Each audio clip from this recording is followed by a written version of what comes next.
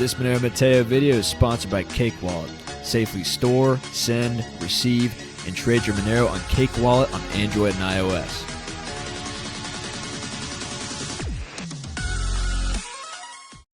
Alright, what's going on, guys? Monero Matteo, welcome back to the channel. We have some cool things going on today. We're going to be interviewing the Money Today show. He is amazing, has just been so on point, ahead of the curve in regards to a lot of things going on in the crypto community. So tune into that. That's going to be great. But today I want to talk about something which was brought to my attention by Artic Mine. We had carried on for a little while after the interview had ended. Wish I included all that stuff in the video, but I mean, he's going to be back. He's going to be a regular. It's great. We get along absolutely fantastically, and really, he's a genius. He's an absolute genius, and the number of things like he's working on for crypto, and specifically Monero, salute. We honor you, my friend. He's trying to work on the regulatory front. He's trying to work on the technological front, on the scalability side too, which is like the most important front for wide-scale adoption of Monero. So we love Artic Mine, but he told me to look into gold and silver's fungibility. And I had actually had a friend mention this also, and I don't want to reveal him, but he had said to me that he was going to a silver shop, and he decided that he was going to go with the American Buffalo instead of the Canadian Royal Mint. Now, why did he do that? Well, it's because it looks like the Canadian Mint is beginning an initiative to integrate silver and gold into an identification portfolio system. And that means they're going to be tracking it. That means that there's going to be digital ID involved. And I want to get to that today. But first, a few housekeeping things. Check us out on social media. We've got the links below. We've got Twitter, Gab. Look at all the fresh takes. Telegram as well. We post some of the more base stuff there. And of course, Patreon, guys. I put out a 15-page report, which is kind of going to waste, unfortunately, because we only have one patron, which is Josh. We love you. But if you want to support the channel, if you want to support the work, and we do great work. I think we do some of the best work in the crypto community, to be honest with you. But please support the channel. Become a patron. You get access to reports, which other people can't see. The Lightning Network report is so key. But yes, and also donate at the addresses below. But let's go ahead and get into the content. Let's talk about this, because this is a pretty significant development that I was not aware of. And as some of you know, I'm big into gold. I'm big into silver. I think that those are better stores of value than crypto. I know that's a controversial position, but if you want to check out more of my position on that, go check out the Peter Schiff versus Anthony Pompliano video. We go in deep on that as to why I think silver, gold, and precious metals in general are better stores of value than crypto, but crypto is a better medium of exchange. And so I'm kind of in the middle on that. Let me know what you think about that. But let's dig into this, right? So here we see Identiv and MintID. They launched the world's first NFC, which means near field communication, and we'll get to that. IoT, Internet of Things, connected gold and silver bullion securely authenticate precious metal products. Okay, so let me read that again. Identiv and MintID launched the world's first NFC-protected, Internet-connected gold and silver bullion securely authenticated precious metal products. These people got to learn to write, okay? And stop counterfeiting in real time via AES 128-bit encrypted tamper-proof tags in iOS, Android apps. Now, I'm an old school guy. When I go to buy silver, I just want the metal, okay? I don't want whatever this is integrated into that. But this is coming, right? So let's get into this. This is May 20, 2020, okay? So Identiv, which is on the NASDAQ, today announced its partnership with MintID to launch the world's first near-field communication, NFC-protected Internet of Things connected gold and silver bullion. Until now, consumers have struggled with the uncertainty of whether or not the precious metal products they own are actually genuine. Together, Identiv and MintID developed an AES 128-bit encrypted tamper-proof, which means you can't change it, you can't dig it out of the metal unless you want to melt it down and destroy it, but you can't change it. NFC label that, when embedded directly at the source, MintID customers can use to authenticate their investments in real time with MintID's iOS or Android mobile apps. MintID's mission is to prevent counterfeiting in the precious metals space, which there is a lot of, admittedly. And this is one argument that a lot of crypto people use as to why Bitcoin and some of these other cryptos are better than gold and silver. It's because you can't artificially make certain cryptos unless there's like an inflation bug like we saw with a few cryptos. But the issue I see with that is like you can make an infinite number of other cryptos, right? That's one issue I can see with that. And yes, there are network effects. People are tied into a particular crypto. There are memes involved and whatever, right? But there is a counterfeit issue in the precious metals space, especially in regards to China. But let's dig back into the article. The company has developed an end-to-end solution for authenticating precious metals, such as silver coins or solid gold bars, and all types of luxury goods. So it's not just going to be bullion. It could be different things. And if these identification tags, I guess you could say, get smaller and smaller and smaller, and you could integrate those into jewelry pieces and into watches and other things like that, which I'm pretty sure is coming. I'm pretty sure this is coming. Where even like the little lawn chairs you buy at Walmart are going to have some kind of like IoT token. They're going to become very cheap. You're going to be able to integrate them, and it's going to make it so that everything could be identified and owned on the digital space. So if somebody steals something of yours, maybe it's like some dumbbell that I have over there, that'll have a chip in there where maybe you could track where it's going, right? And, you know, because of the way they manufacture it, it could be easy to just slip it in there. I don't know how they do that. I mean, could it resist high temperatures? I'm not sure how they get it in there. I'd have to look into logistics of that. But that's the future. That's the Internet of Things, which is coming.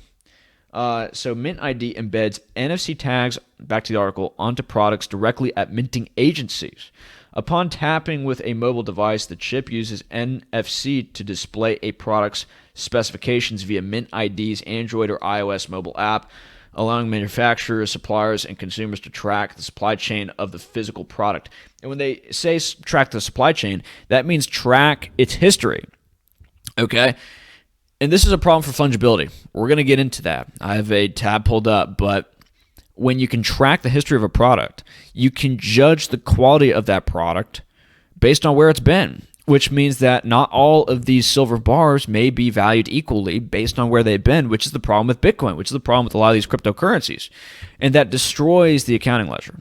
And there already was a little bit of some iffiness involved with the fungibility of gold and silver. Again, we'll get to that, but it's a little bit different from Bitcoin in that with Bitcoin, when the market values Bitcoins at a certain rate, that's sort of like the high rate for Bitcoin. And it could go a little bit over that market value, especially if the coins are just freshly hashed, freshly minted. But, you know, with gold and silver products, you've got different coins which are made and different coins which have different levels of rarity, which means that different coins could be valued differently. But that's different from Bitcoin because there is a price floor for the most part. That's what they call the spot price. And a lot of these special coins, which have different levels of rarity, are valued over spot to different degrees based on the rarity.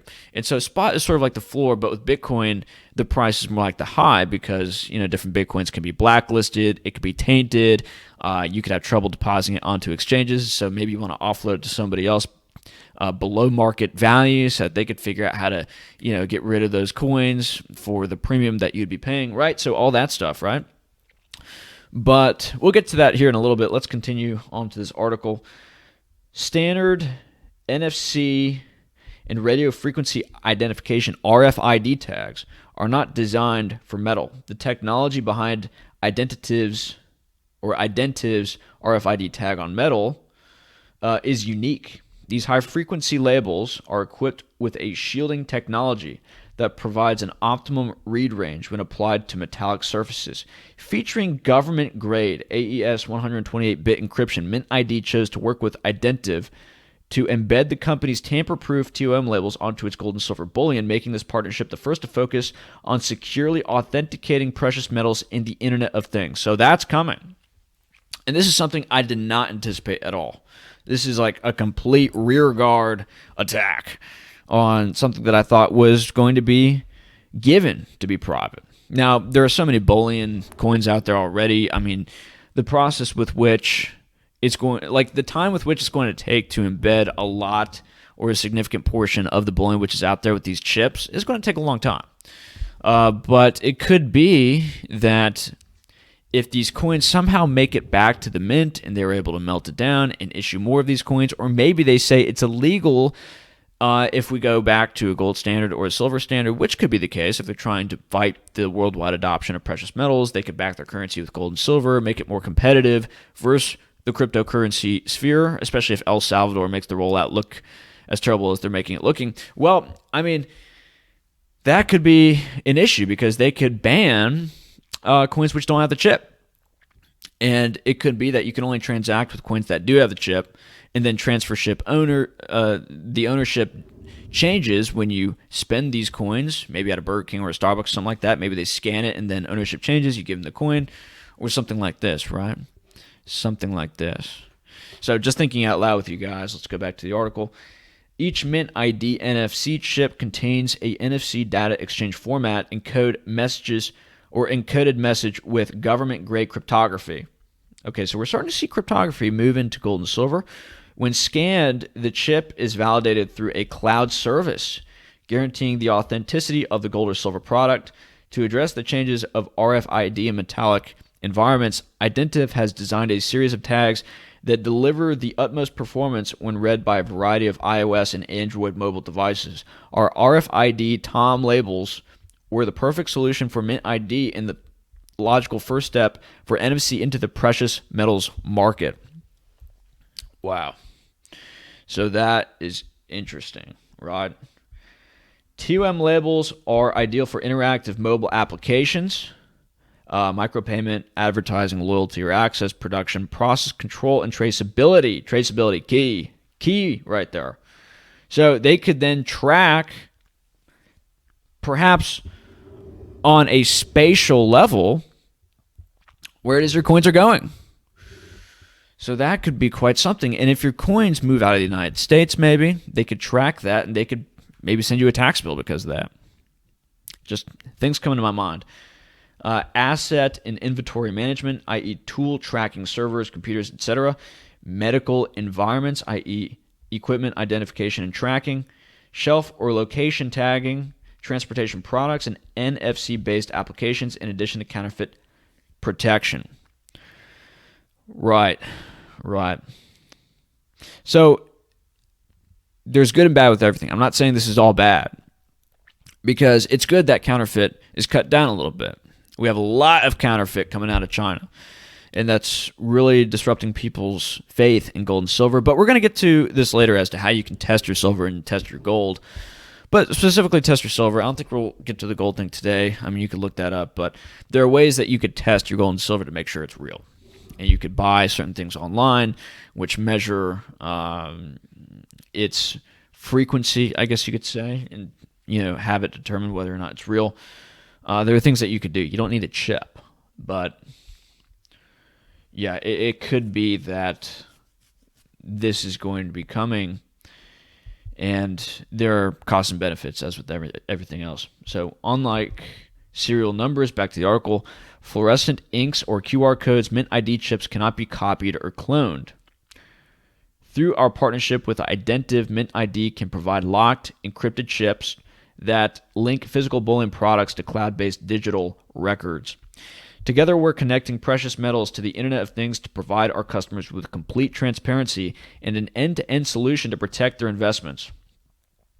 Right, so it could be that if you have gold and silver that doesn't have this, after a few years, your gold and silver is going to be worth less than these other coins. So the fact that they're doing this with some of the precious metals products which are going out there could have a radiant effect on the entire gold and silver market. Because let's say that people value these products more than they value just basic gold and silver, which maybe they can't see the idea of, the history of. Well, it could be that they value these things differently. So now that some gold and silver bullion and bars are going to have this chip in there and some won't, that doesn't just impact the fungibility of these particular bullion coins that do have the chip. It impacts the rest of the gold and silver market, you see. And so that is problematic. MintID's Android and iOS mobile app store a digital identity of each connected product, and each product can be installed instantaneously, authenticated and guaranteed genuine by the minting facility that produced it. The app features real-time authentication of goods, product specifications, and buy-sell capabilities. MintID's inaugural product line includes 1-ounce gold bars, 1-ounce silver bars, 10-ounce silver bars, and it expands further into the luxury goods market over the next several years. So here is one great thing that I liked about precious metals. It was that it was largely private. It was very private. You could go into a store with cash, and you could buy precious metals, and nobody would know that you had just made that exchange. Okay, maybe you get like a little bit of a receipt, but otherwise you go in with cash, they give you the silver, and you're out. That's it. There's no onboarding you to some digital cloud nonsense. There's no, oh, let me get a fingerprint scan so that we could link your identification with this bullion coin. It was just cool. Here's cash. Cool. I have silver now.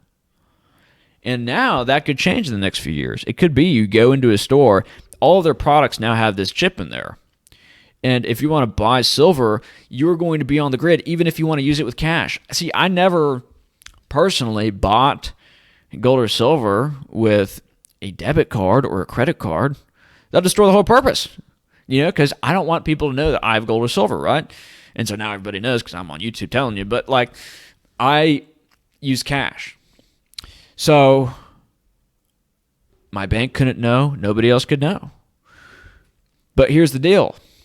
Now you could use cash, which, if this war on cash continues, if they roll out the CBDC, which we've talked about a lot on the channel, you're going to have to, be on the grid anyway. But now it could be that you're onboarded to some digital identification system, even if you want to use cash.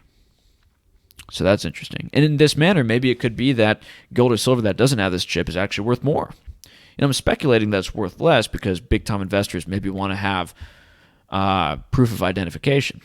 But it also could be that a lot of people who want to engage in the black market and actually use it as a currency, it could be that they would value these things as being more, right? Just as some people, if you go into the black market, they'll value certain firearms as being more valuable if they have the serial number scratched off, as opposed to if they have them on there, if they commit a crime and they leave the weapon at the scene, then they can be found.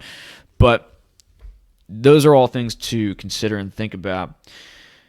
Last statement, Identiv's team is expert in designing and manufacturing, blah, blah, blah. Okay, so we don't need to read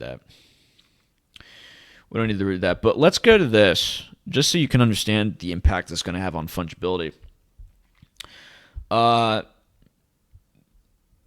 Special considerations, right? And we actually read this in a previous article.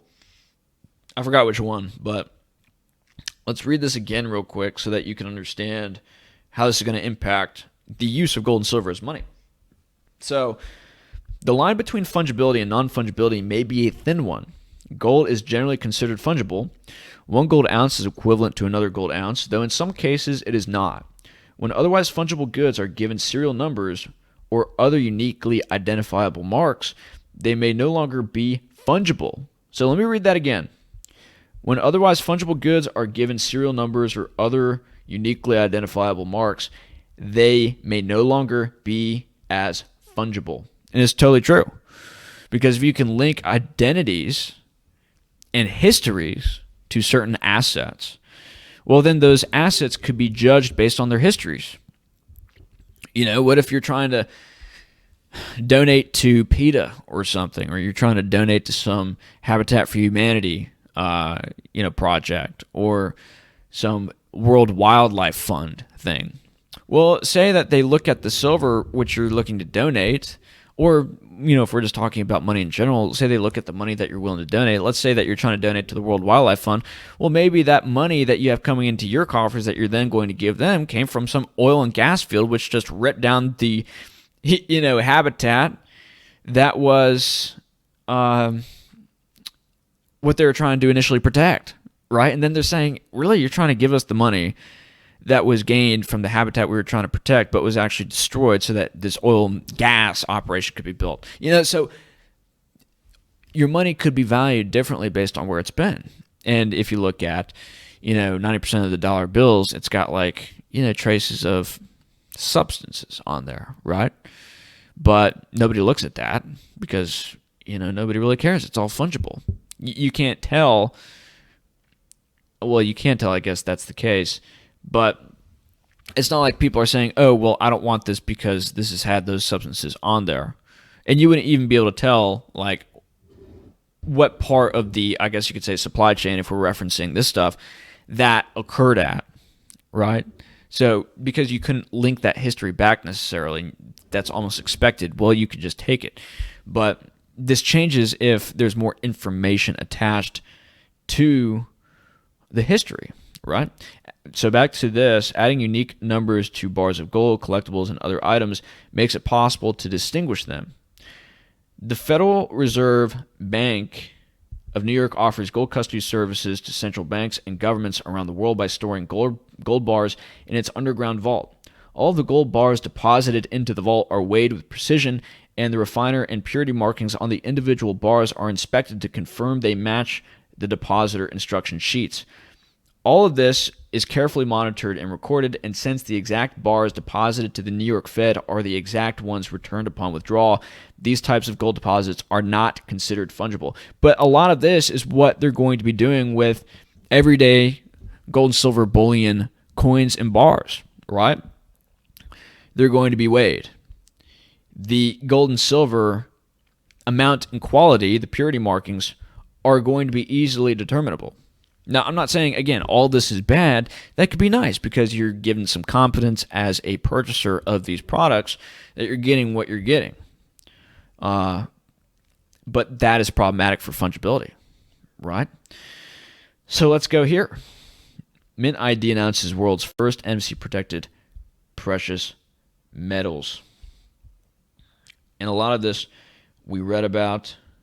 MintID only uses locked encrypted microchips that link your physical bullion products to their cloud-based digital records. So just compare that to what we just read about, right? We're talking about unique numbers that make it possible to distinguish them. Uniquely identifiable marks may no longer be fungible, right? And they're talking about encrypted microchips in your gold and silver. Digital identity now coming to gold and silver. So this is quite something, right? They're talking about smart tags and how efficient is it going to be to manufacture these things into the future. These products are currently minted at the Highland Mint, an ISO 9001 rated facility, allowing mint products to be included in your precious metals IRAs. And it could be that if there is some standard which has to be met in the future for gold and silver to be considered able to be invested in by big investment firms and big portfolios which have people's individual retirement accounts as part of those funds, or as part of those investment firms, it could be that to invest in precious metals, all of the precious metals which are under management by whatever asset managing firm that these investment firms are investing in, they all have to have digital identification. They all have to have these records so as to confirm the validity of the asset, the validity of the metal, right? So just consider that. That could be an incentive that facilitates this transition. So in addition to custom bullion products, we have engineered a self-destructing smart tag. I don't know what that means, self-destructing. Is this like Mission Impossible? And packaging that provides sovereign mints, coinage, all the same protections and features of genuine MintID products. So more people are seemingly getting in on the scene. Interesting. 2020 1-ounce gold bar. And so just to give you an idea of what these things look like, I had here we go. So check these out. This is what you could be seeing in the future. So this is a 5-ounce Buffalo bar. So it looks like it's not just Canada, it's also happening here in the States. But you see that little chip, right? 100-ounce 10 ounce, and it's also happening for the 1 ounce bullion. So look at that. And it could be that these mints, maybe they are incentivized through subsidy, if they're really trying to make this move, to buy up gold and silver from the population, maybe at a premium, right? Maybe they do what FDR did. Think about this. Whoa, key point. Remember how FDR back in the 30s mandated that everybody turn their gold and silver to their respective banks because it was made illegal for you to hold privately gold and silver. Okay. So everybody turns in their gold and silver, or at least a lot of people do. And then these banks are mandated to then send their gold and silver back to the refineries, back to these mints where they will have these coins melted down and remade with this chip. Okay, that wouldn't cost too much money, in my opinion. I mean, compared to all the money that they're spending already, why not, right? I mean, if you're trying to destroy a competitive currency, which has been around for thousands of years, this would be how you do it. Just things come into my mind, guys. I mean, just understand that they want to destroy the competition and they want to roll out their own digital currency. Ultimately, they want everything on the planet to be assigned ownership by somebody. And they want everything to be tracked and traced. They want everything to be known and surveilled. I think that's the direction that we're going in, right? And so you having private money of any manner is not in their interest. So they could be looking to make this move. And this is something which is relatively new. Remember, May 2020 is when this was first announced. So this could become an initiative. So now we're on MintID.com. Physical precious metal investing has many advantages. Unfortunately, until now, investors have been plagued with uncertainty as to whether or not the products they own are genuine. And all that's about to change. Right. MintID products are truly the world's most secure bullion investment products on the market today. So it could be that these are the only products which are allowed to be invested in if you have an IRA or retirement account. Eliminate uncertainty. MintID works directly with ISO 9001 rated minting facilities to adhere an encrypted tamper-proof microchip that gives each product a digital identity. All right, so we've been through that. Okay, so by applying these microchips directly at the factory, we can track via our mobile app the complete supply chain between manufacturer and authorized dealer. Well, does that stop as soon as that authorized dealer gives you the bullion? Can you just turn that off? I don't think it's up to you. I don't think you can turn it off because, again, it's tamper-proof. So if you want to give your silver to somebody, maybe you want to conduct an under-the-table transaction. Maybe you want to give it as a gift. It could be that you have to record that transaction, or they'll record it for you. And then in that case, you're going to be paying that tax. And taxes on gold and silver transactions are insane. If you want to sell your gold or silver, or maybe you just want to give it to somebody, well, there is a $15,000 gift allowance thing, but you're going to have to record that on your tax, which is more regulatory overhead. But for gold and silver, if you're looking to use it in transactions, it's sort of like Bitcoin. They consider it a collectible. It's not even just property. It's considered a collectible, at least it is here in the United States, in which case you got to pay a 28% tax. Doesn't matter what tax bracket you're in. That's the flat tax rate, 28%. Now, up to $40,000 in the United States, you could transact Bitcoin, you could transact gold and silver, all that you want. You're going to be paying a 0% capital gains tax rate, assuming that you hold it for a year. Now, otherwise, it's just included in income, whatever the gain is. But 28% flat rate, which is, more than what a lot of people are making here in the United States. I mean, to get into the 28% tax bracket for, being an American, you got to be making well over $100,000, right? 20% is a lot. But that is what you're going to be dealing with. And if all of these physical precious metal bullion coins and bars can be tracked and traced and the ownership updated, well, it's going to be on the grid more. And you may be more scrutinized by the IRS than you otherwise would have been. Right, so just consider that. App workflow. Utilizing our mobile app with a tap on an NFC-enabled smartphone, users will be able to authenticate and identify each one of their physical investments. We know that you are not an expert in identifying gold and silver products. Guys, it's not that hard. We'll get to this in a sec. Giving physical investments a digital identity. Right, so just this is coming. We believe in a connected world. Every bullion investment product and collectible should have a digital identity to guarantee the authenticity of each project or product. Utilizing our technology, will be able to identify digitally, authenticate, and prevent counterfeiting of some of the world's most valuable items. So on the surface, this sounds good, but again, as we talked about, this really obfuscates the fungibility element of this. Traceability eliminates gray markets. Okay, key point here. Key point.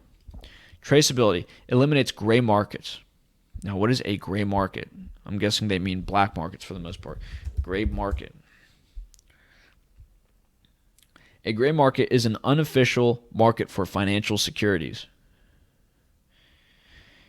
So they're talking about black markets here for the most part. Is the trade of a commodity through distributed channels that are not authorized by the original manufacturer or trademark proprietor. Gray market products are products traded outside of the authorized manufacturer's channel. Okay. So everything's going to be more on the grid. Everything's going to be more on the regulated market. They're talking about parallel markets here if you look at this Wikipedia. And guys, one thing that we're really valuing here on this channel at Monero Matteo is getting people onto parallel markets, because we've been looking at a lot of developments which have been going on in regards to stabby passports and you being able to go to grocery stores and you being able to go to other shops in order to get basic staples and goods. That is a problem for millions upon millions of people who may not be able to get access to this new economy, which is only going to be open to people who have gone along with the program. And a lot of people don't want to go along with the program anymore, and we have to have an alternative for those people. And furthermore, we have to have an alternative currency, obviously, because the current currency is going to be ever more devalued. It's going to be ever more tracked, especially as they roll out the CBDC. And so we're going into a time when having parallel economies is going to be absolutely essential for the surviving and thriving of millions upon millions of people. And so we have to work to build that up. Monero and other Freedom coins is one way to do that, but also gold and silver, I think. We could transact gold and silver. They're by default private currencies. They have been for thousands of years, but now it looks like this is changing with new technology, which wants to integrate them into the Internet of Things. But here we go. A gray market or dark market, sometimes confused with a similar term, parallel market, is the trade of a commodity through distribution channels that are not authorized. Gray market products, gray goods are products traded outside the authorized manufacturer's channel. So I'd have to dig into this a little bit. Sometimes called the dark market, is used to describe secretive, unregulated trading in commodities futures, notably crude oil. I'm not familiar with this, to be honest with you. This sounds rather interesting. I want to get into this, but this reminds me of black markets. But look, I imagine this stuff is going to extend to black markets, right? I imagine law enforcement could contact MintID, which probably has relationships with different government mint functions and departments, right? And they could establish deals in order to track these things. So, again, tamper-proof, so you can't really mess with this stuff. And the microchips are designed to self-destruct if tampering is detected. Now, I don't know what that means, self-destruct. Does it blow up your bullion? Like, what does that mean? That sounds interesting. But maybe it means that it self-destructs, in which case you can no longer track it, you can no longer trace it, you can no longer scan it to figure out the identity. And then maybe you go to the cloud, and then it looks like, it was destroyed somehow. And maybe there's some mandate which is put in where if your gold and silver has their microchip destroyed, you've got to turn in your gold and silver to some proper authority so that they could put it back in there.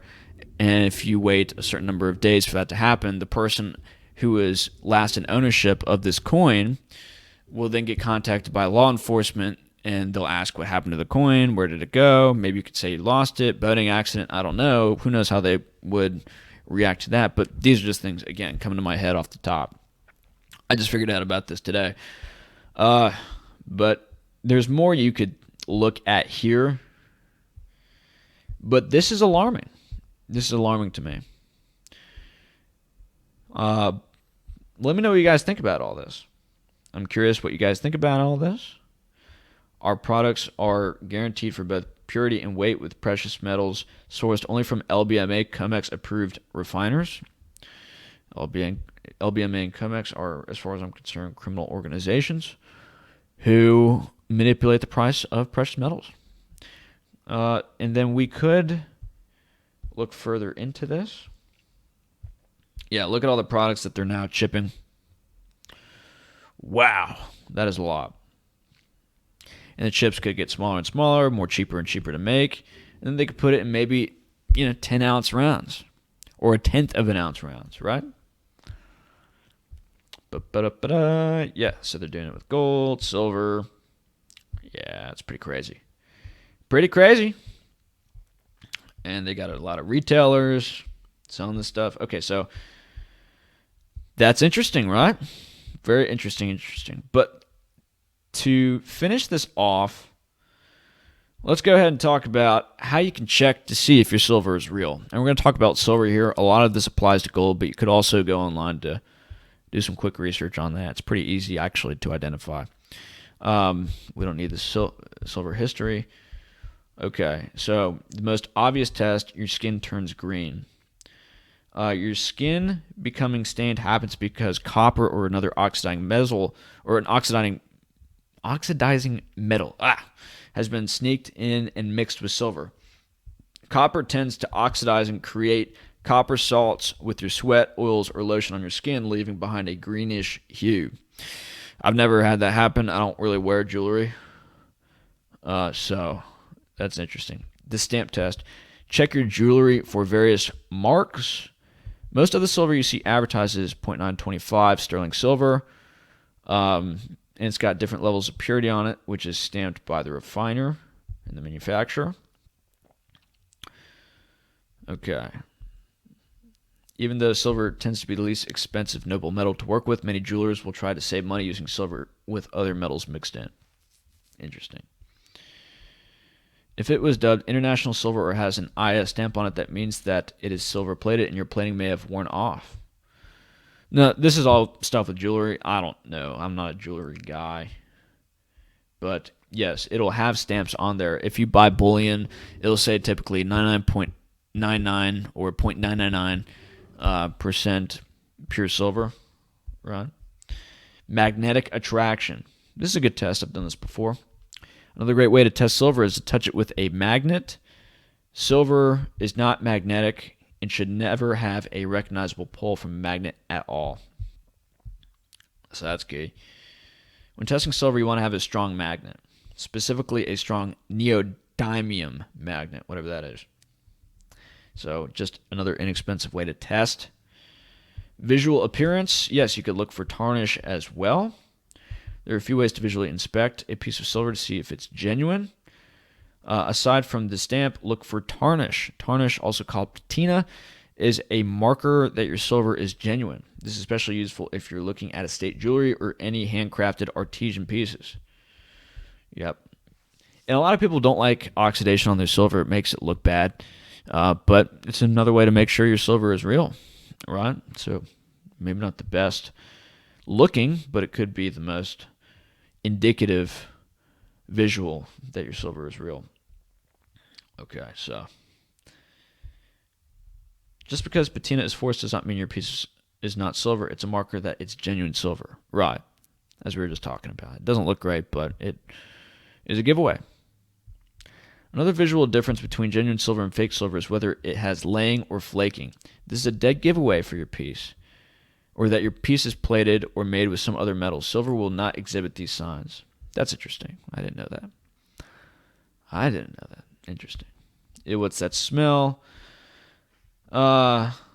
Silver does not smell. Genuine silver doesn't have any sort of distinct smell to it. I think that I've never smelled that, right? This is one test I have done, and this works. So check this out. Silver is an interesting material in that it conducts heat far better than most precious metals, and also consider, guys, that it's the most conductive precious metal. I had a thing open for this. Silver heat conductivity. I think it's the most conductive precious metal.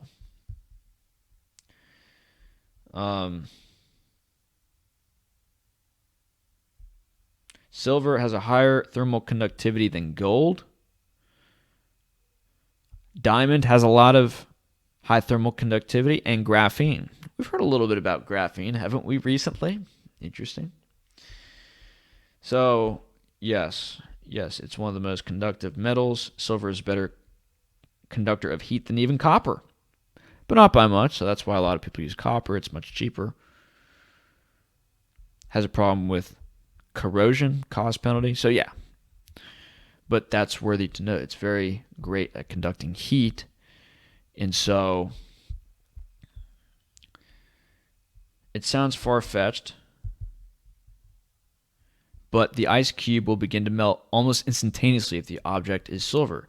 Due to how much heat is conducted, the ice will act as if it's been placed on something heated. So just a good visual of the ice cube test here. If your ice cube melts faster than it does on a pan, or maybe, another metal that you've got, it's probably real silver, right? If it melts as fast as the pan, unfortunately, your item is not made of silver. So that is a good test. You could do chemical testing. I've seen this before where you scratch the metal on one of these chalkboards, and then you could put a drop on there, and you could see what color it turns. You could look into that as well. Chemical analysis. This could damage the silver. This could damage the metal. This is the most accurate test that you can perform on a piece of silver jewelry, but be warned, you will have to scratch your jewelry to perform this test, right? This is generally recommended if you're looking to gain authenticity for personal purposes, as the testing method damages the piece. Yeah, so there's another test in here which wasn't mentioned, but it's the sound test. And I wish I had my silver coins out here, but one thing that you could do is the ding test.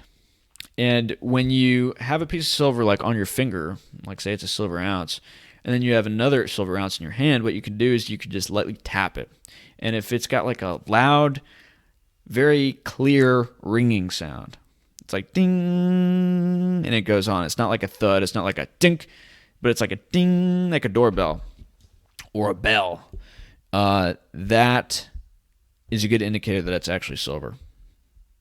Check the sound. Okay, yeah. When silver undergoes shock, it makes a clear bell-like sound. Right. So it sounds really clear. It sounds like a bell that you ring, right? Or like one of those triangles. In music class, surely you guys have done this when you were terrible at every other instrument and your music teacher didn't trust you to play other instruments like me, and so he just gave you a triangle. Just ring this 10 minutes from now. It's like, okay. And then you ding it. It makes that kind of sound, right? Yep. And you can use chemicals and bleach and all that stuff. So you don't need this new technological panopticon stuff. You can use basic techniques to figure out if it's real. But if you're buying in bulk, I do understand why this stuff would come into the picture. But we're going to see more of this, guys. We're going to see more of this. Now to go full screen. This could be coming to a neighborhood near you. And so this is something to consider. And this is why Monero is key. I think this is just, again, bullish for Monero, because if even silver and gold become ways that the governments could see what you're doing with your finances, which is something that I never even imagined, but with this, it could be true, then again, you're going to want to use gold and silver. You're going to want to use Monero. And as the world phases out cash, physical cash, which, given all of its faults, is still private, it could be that people thought about maybe using gold and silver for black market transactions. But if increasingly gold and silver has these NFC identifiable characteristics, then it could be that people are just like, okay, just use Monero. Just get to these currencies which are by default private and are easy to set up. And I've been talking with more and more people every day who are like, yeah, this is going to be key. And these are people who are not like everyday people like me, right? These are industrialists. These are people who, run their own businesses and have run their own businesses for many years. They have a lot of money moving around, and they want to get private as soon as possible because they see what's coming, and they don't want to be part of this new Internet of Things tracking brave new world that we're going into. So that's about all. Let me know what you guys think about this. This is an interesting development that I, until today, was not exactly aware of. Artic Mine had mentioned this a little bit to me, so I thought this was an interesting topic to go into. Let me know what you guys think about this. Again, I still think it's a great store of value. I think gold and silver are great stores of value. It's intergenerational wealth that you could pass on to the next generation, and it's ways that you could move wealth from one place to another in bulk in private if you don't have these chips in there. So I think there are still a lot of very attractive things about gold and silver. It's got other use cases other than just being money. Again, silver is conductive metal. It could be used to purify water. It could be used to make cell phones and computers and cars, and it's got a lot of use cases outside of just being money. So I think that they're great stores of value. But this is a concerning development. So let me know what you guys think about this. I'm curious your thoughts. Again, remember to like the video. Remember to subscribe. I think that we have a lot of great content. So more great content coming soon. I'll see you guys soon. Monero Matteo. Check out the links below. Check out the addresses.